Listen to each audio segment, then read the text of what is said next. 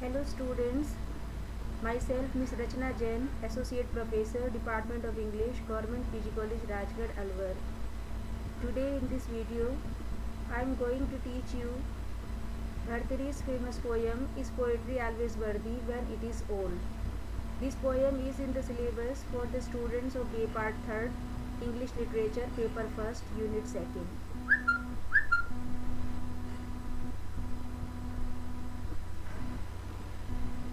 The topics of my today's lecture are Introduction to the poet Bhartari, his life, career, his major works, the poem Is Poetry Always Worthy When It Is Old, and then explanation of the poem with context.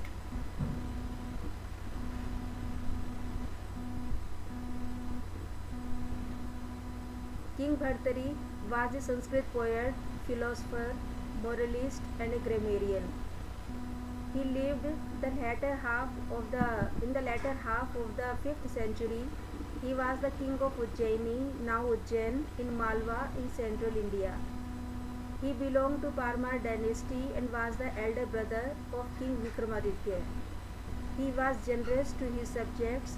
He was a great scholar and a lover of poetry and nature. Legend has it that he renounced the world and retired to the forest upon the discovery of his queen Pingla's infidelity. He was a shining star of Indian culture. His works present ideals for human beings and will be a source of inspiration to the people for all the time to come.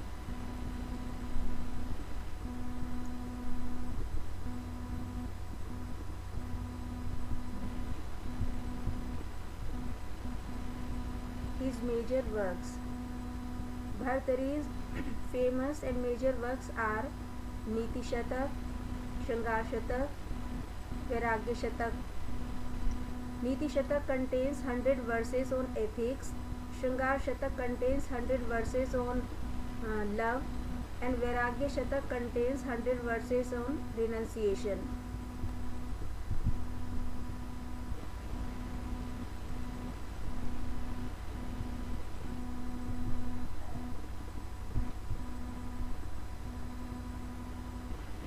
In these verses, Bhartari has described friendship, altruism, love of justice and knowledge. Diseases, old age and fear lead us to renunciation. The inner joy is the real joy.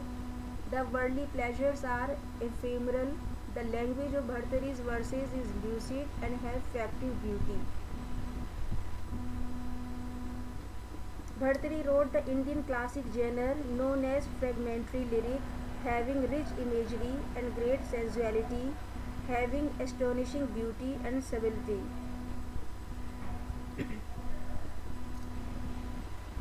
His major work on the philosophy of language is Vakpadya.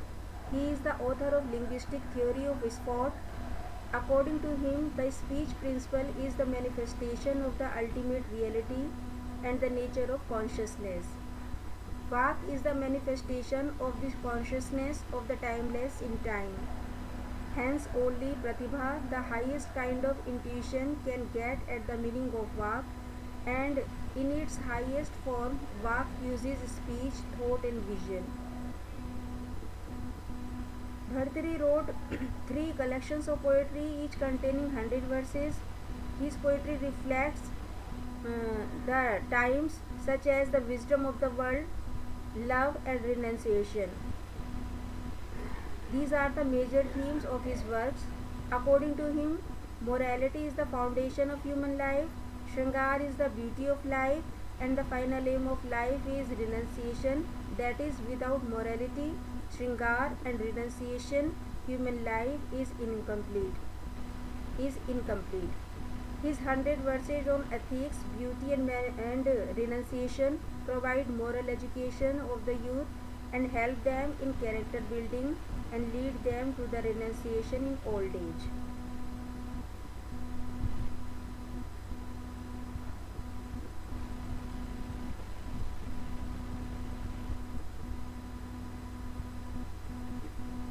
Now I read the 4 lines of the stanza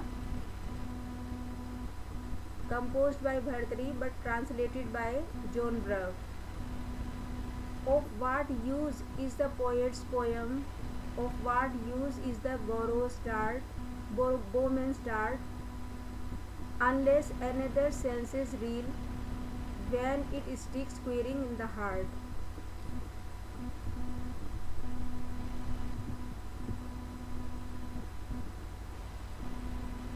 Here,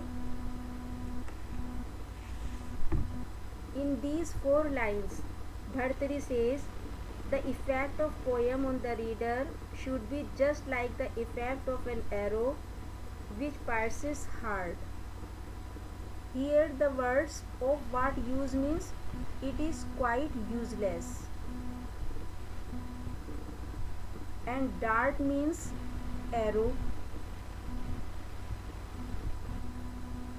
reel means move away, sway,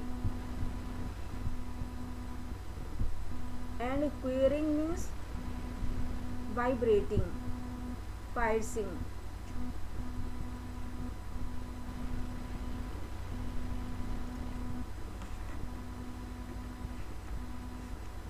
So in these lines, Bhartari says, of what use is the poet's poem, of what use is the bowman's dart?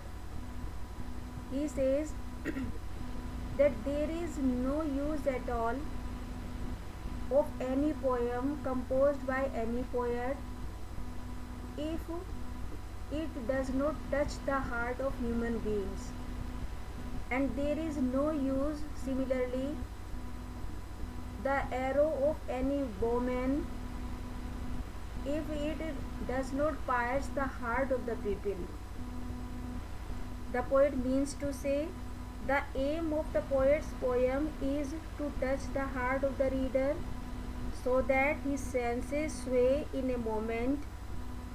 Bowman's arrow has a similar aim. It should pierce the heart by sticking to it in a vibrating manner.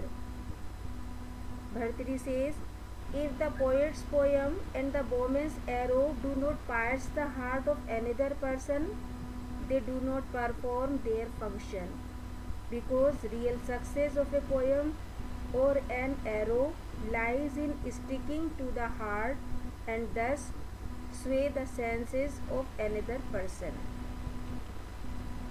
So here Bhartari wants to show the capacity of the poem as well as the role of the bowman's arrow which pierces the heart.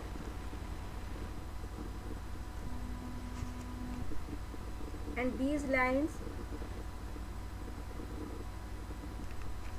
shows the imaginary power of Bhartari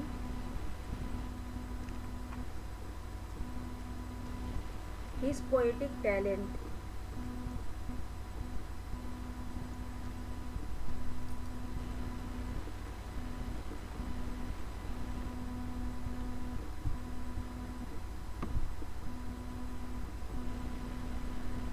Scoundrels without the wit to fit a word or two of words together, and daunted not a whit to sit in judgment on the abstruse poetry of another. Such men will listen with attentive mind, alert to see how many faults they find, and if they are vexed because they fail to grasp the sense of works conceived the reader for of intelligence, they naturally do not blame their foolishness. A girl who is less than perfect always blames to dress.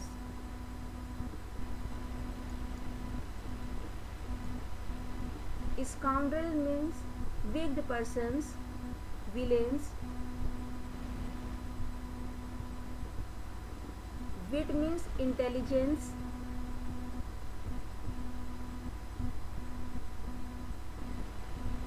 Daunted not a whit means not discouraged in the least.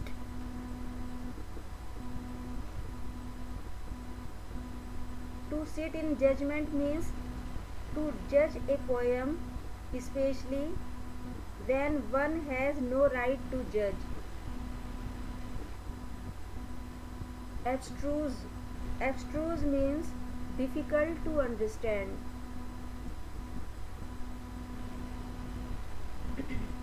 Alert means watchful.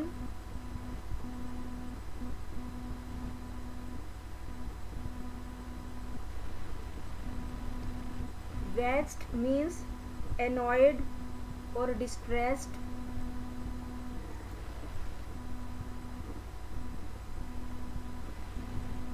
Grasp means understand, comprehend.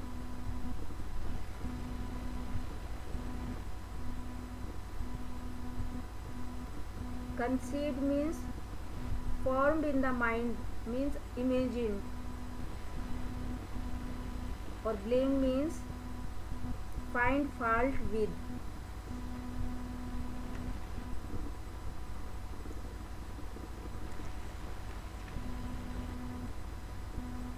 In these lines,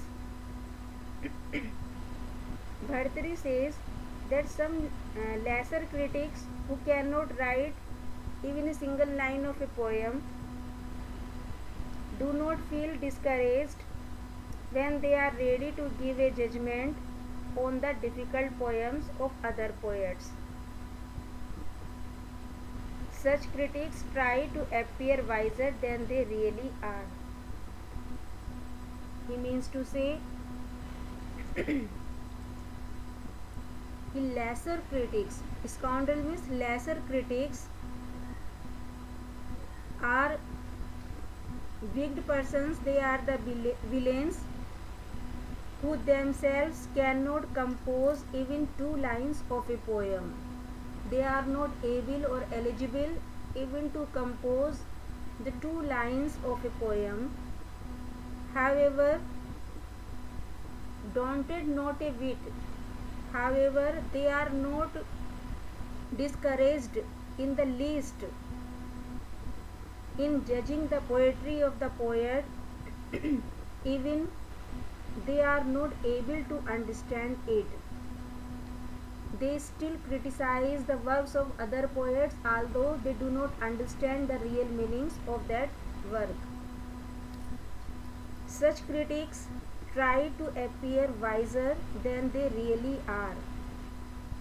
They are eager, they are curious for finding as many faults as they can.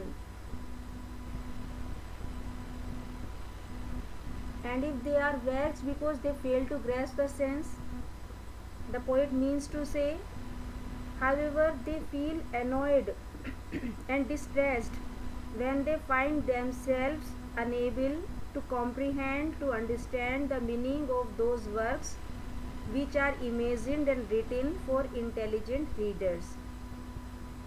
At such time, they do not blame themselves for their lack of intelligence.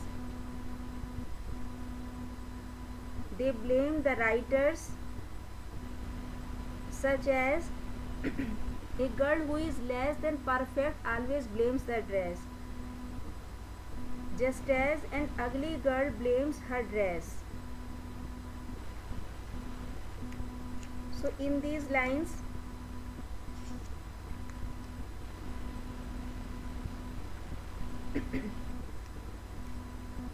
there is a great message.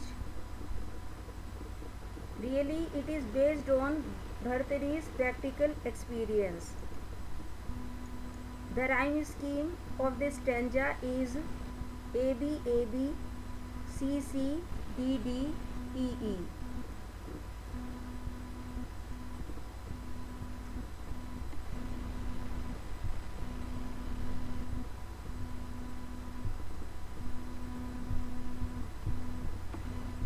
The next 2 stanzas I will teach in the next video.